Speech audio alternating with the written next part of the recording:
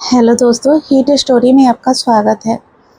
दोस्तों, आप लोगों से एक रिक्वेस्ट है। सबसे पहले आप लोग वीडियो को एक हाइप ज़रूर कर दीजिएगा और वीडियो पसंद आएगी तो लाइक और चैनल पर नए होंगे तो सब्सक्राइब ज़रूर कीजिएगा। चलिए कहानी शुरू करते हैं। मेरा नाम नेहा है और मैं 22 साल की हूँ। मैं एक छोटे से गांव की साधारण सी लड़की हूँ। मेरा गोरा रंग, लंबी चोटी और थोड़ी सी शर्मीली नज़रें। लोग कहते हैं कि मेरी आंखों में एक ऐसी चमक है जो बात करते वक्त दिल को छू जाती है। आज मैं आपको अपनी ज़िंदगी की एक ऐसी कहानी सुनाने जा रही हूँ जो मेरे दिल के अंदर से निकली है। यह कहानी है मेरे जीजू विक्रम और मेरी। मेरी बड़ी बहन मीना की शादी को 2 साल हो चुके थे। विक्रम जीजू गांव के बाहर एक छोटे से शहर में काम करते थे। उनका घर पुराना था, लकड़ी के खंभों वाला, जिसमें पुरानी यादें बसी हुई थी। मैं वहाँ जाने का बहाना ढूंढ रही थी क्योंकि घर में कुछ टेंशन चल रही थी। पापा की तबीयत और मेरी पढ़ाई का प्रेशर। एक दिन दीदी का फ़ोन आया, नेहा आज यहाँ कुछ दिन रुक, घर संभालने में मदद कर देना। विक्रम भी अकेला फील करता है। जब मैं बिजी होती हूँ मैं मान गई। दिल में थोड़ी सी खुशी भी थी क्योंकि जीजू हमेशा से ही मुझे बहुत अच्छे लगते थे। सीधे साधे, बोलने में नरम और उनकी मुस्कान में एक अलग सी सुकून था। जब मैं पहुंची, शाम का वक्त था। जीजू स्टेशन पर लेने आए थे। गाड़ी में बैठते ही उन्होंने हंसकर कहा, अरे साली जी, इतनी सुंदर हो गई हो कि लगता है गांव की हवा ने तुम्हें और निखार दिया है। मैं शर्मा गई और बोली, जीजू आप भी तो वैसे ही हैं। हर बार मुझे देखकर ऐसे बोलते हो जैसे मैं कोई नई चीज हूँ। उनकी आंखों में एक चमक आई पर वह सिर्फ हंसती है। घर पहुंचकर दीदी ने गले लगाया। रात को खाना खाते वक्त बातें चल रही थी। मैं उनके पास बैठी थी। विक्रम जीजू ने कहा, नेहा यहाँ रखकर तुम्हें कोई तकलीफ तो नहीं होगी? मैं रात को देर से आता हूँ काम से। मैं उनकी तरफ देखी और बोली, जीजू आपके घर में तकलीफ कैसी? आप तो हमेशा ऐसे ख्याल रखते हो जैसे मैं आपकी अपनी हूँ। दीदी हंसी पर जीजू का चेहरा थोड़ा लाल हो गया था। उस रात मैं उनके बारे में सोचती रही। उनकी आवाज़, उनका हाथ जब उन्होंने मेरा बैग उठाया था, वह स्पर्श। अगला दिन सुबह से ही घर के पुराने हिस्सों में काम शुरू हो गया। घर के पीछे एक पुराना कमरा था जिसमें पुरानी किताबें, पुरके और कुछ पुराना सामान रखा था। जीजू ने कहा कि उसे साफ करना है क्योंकि नई बिजनेस आइडिया के लिए जगह चाहिए थी। मैं उनके साथ लगी। कमरे में धूल थी पर हम दोनों मिलकर साफ कर रहे थे। एक पुराना एल्बम मिला जिसमें दीदी और जीजू की शादी की फोटो थी।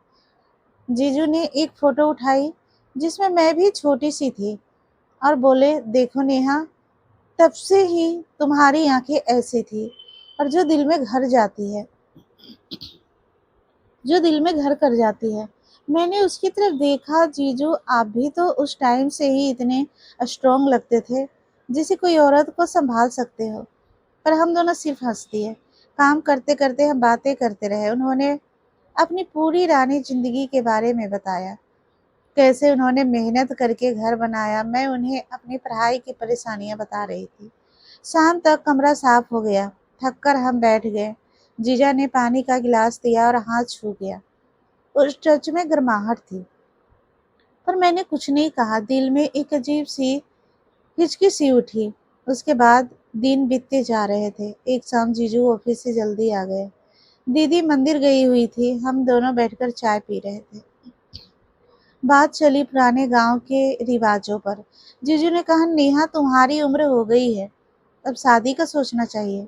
मैंने उनकी आंखों में देखा और बोली, जीजू शादी तो करूंगी पर ऐसा इंसान चाहिए जो समझे आप जैसा दीदी को समझते हो। आपके जैसा हाथ जो पकड़कर संभाल ले। उसका चेहरा थोड़ा सीरियस हो गया। वह बोले, मैं तो हमेशा तुम्हारा ख्याल रखता हूँ साली जी, अगर कुछ भी चाहिए तो बता देना। रात हो या दिन, बात लंबी चली। रात होने तक हम बैठकर पुराने रेडियो का गाना सुन रहे थे। उनकी बातें इतनी गहरी थी कि लगता था जैसे हम दोनों एक दूसरे को पहचान रहे थे। पर कुछ भी गलत नहीं हुआ, सिर्फ दिल के तार झूम रहे थे। धीरे धीरे महीने बीतने लगे। मैं वहां रुक गई थी क्योंकि दीदी को कुछ पर्सनल काम था और मैं घर संभाल रही थी। जीजू और मैं रोज सुबह मिलकर घर के छोटे छोटे काम करते। एक दिन उन्होंने मुझे अपना पुराना वर्कशॉप दिखाया, जहाँ वह बचपन में लड़की के छोटे छोटे खिलौने बनाते थे। हम दोनों मिलकर एक नए डिजाइन पर काम करने लगे, एक छोटा सा घर का मॉडल जो बिजनेस के लिए सैंपल था। काम करते वक्त उनका हाथ मेरा हाथ छू जाता, आंखें मिल जाती। नेहा, तुम्हारे हाथों में जादू है, उन्होंने कहा। मैं मुस्कुराते हुए बोली, जीजू, आपके पास भी तो ताकत है जो किसी को भी गर्म कर दे। वो हंस पड़े, पर उनकी नजर थोड़ी देर तक मुझ पर अटकी रही। शाम को जब दीदी आई तो हम दोनों नॉर्मल बातें कर रहे थे, पर अंदर से एक आग सी सुलग रही थी। सोच रहे होंगे कि कुछ न जरूर कुछ होने वाला है, पर असल में सिर्फ गहरी दोस्ती और समझौता थी। एक और दिन घर में बिजली का मीटर चेक करने के लिए बाहर वाली कंपनी आई। जीजू ने मुझे साथ में बुलाया क्योंकि मुझे थोड़ा टेक्निकल समझ आता था। हम छत पर गए। वह खड़े खड़े बातें हो रही थी, जिंदगी के सपनों की। जीजू ने बताया कि उन्हें कभी कभी अकेलापन लगता है काम की वजह से। मैंने कहा, जीजू मैं हूं ना, जब भी मन करे बात कर लेना, मैं आपकी साली हूँ। पर दिल से और भी ज्यादा उन्होंने मेरा कंधा पकड़कर कहा, तुम्हारी यह बातें मुझे बहुत सुकून देती है नेहा, जिसे कोई नरम बारिश हो जो अंदर तक गीला कर दे। यह अलग भावनाएं, अलग बात थी, पर हमने टॉपिक बदल दिया। छत से नीचे आते वक्त उन्होंने मेरा हाथ पकड़ा ताकि मैं ना सिर फिसलूं। वो स्पर्श अब भी याद है। महीने गुजरते गए, हम दोनों के बीच बातें बढ़ती। कभी रात को देर से बैठकर फ्यूचर प्लान की बात, कभी उनके ऑफिस के स्टेशन की। मैंने उन्हें अपने गांव के छोटे छोटे किस्से सुना दी। एक बार उन्होंने मुझे अपनी पुरानी डायरी दिखाई, जिसमें उन्होंने शादी से पहले के दिन दिखे थे। पढ़ते पढ़ते मेरी आंखें भर गई। जीजू ने पूछा, क्या हुआ? मैं बोली, आप इतने अच्छे हो जीजू, दीदी बहुत खुश है। उन्होंने मेरा माथा छुआ और कहा, तुम भी किसी को इतना खुश करोगी। उस रात मैं सोचती रही, क्या यह अट्रैक्शन है, पर मैंने अपने आप को रोक लिया। कुछ भी नहीं हुआ, सिर्फ दिल की गहराई बढ़ रही थी। एक फिर एक दिन ऐसा आया जब फैमिली के सब लोग आ गए थे। एक छोटे से पूजा के लिए घर में भीड़ थी। जीजू और मैं किचन में मदद कर रहे थे। भीड़ में हम दोनों एक दूसरे से टकरा गए। उनका सीना मेरा सीना से लगा। कुछ सेकंड के लिए नजर मिली, शर्माए पर तुरंत अलग हो गए। लोगों के बीच बातें चल रही थी, सदियों की। मैंने जीजू से धीरे से कहा, जीजू, कभी कभी लगता है जिंदगी में कुछ और भी है जो हम मिस कर रहे हैं। उन्होंने जवाब दिया, हाँ नेहा, पर रिश्ते निभाना भी एक कला है। तुम्हें देखकर लगता है तुम इसे बहुत अच्छी तरह जानती हो। रात को सब सो गए तो हम दोनों बैठकर बातें कर रहे। बाहर के आंगन में तारे देखते हुए उनकी आवाज में एक ऐसी नरमी थी जो दिल को छू जाती। समय बीतता गया। मैं वहां कुछ महीने रह चुकी थी। दीदी ने नोटिस किया कि हम दोनों बहुत क्लोज हो गए हैं, पर वह खुश थी क्योंकि घर में सुकून था। एक दिन जीजू ने मुझे बुलाया और कहा, नेहा, तुम्हारी पढ़ाई का क्या प्लान है? मैंने बताया कि मैं शहर में कोर्स करना चाहती हूँ।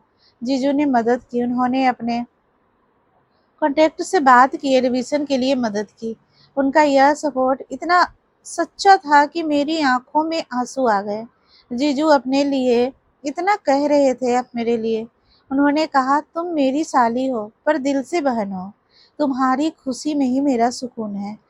कहानी का अंत आने वाला था जब मैं जाने लगी। दीदी और जीजा स्टेशन तक आए। गाड़ी में बैठे थे और जीजू ने मुझे एक छोटा सा गिफ्ट दिया। वो लड़की का छोटा घर जो हमने साथ मिलकर बनाया था। यह घर हमेशा याद दिलाएगा कि रिश्ते कैसे निभाए जाते हैं। उन्होंने कहा। मैंने रो पड़ी। घर लौटकर मैं सोच रही थी, जो लोग सोचते होंगे कि हम दोनों के बीच कुछ हुआ, उनके लिए यह सस्पेंशन था, पर असली में यह सिर्फ एक सुंदर रिश्ते की कहानी थी। जीजू ने मुझे जिंदगी का हर सही रास्ता दिखाया, रिस्पेक्ट दिया और फैमिली को मजबूत बनाया। आज जब मैं सोचती हूँ तो लगता है कि जिंदगी में अट्रैक्शन हो सकता है, पर असली प्यार तो निभाने में है। लोग शायद पहले सोचते रहे होंगे कि कुछ होने वाला है, पर अंत में वह भी कहेंगे कि यह कहानी दिल को छू गई, क्योंकि असल रिश्ते ऊपर उठकर चलते हैं। मेरी जीजू और साली की यह कहानी बस इतनी सी है, गहरी, नरम और याद रखने वाली। दोस्तों, अगर आपको यह कहानी अच्छी लगी तो हमारे चैनल को सब्सक्राइब ज़रूर करें, वीडियो को लाइक करें, दोस्तों के साथ शेयर करें और हाँ दोस्तों, हाइप करना मत भूलिएगा। धन्यवाद।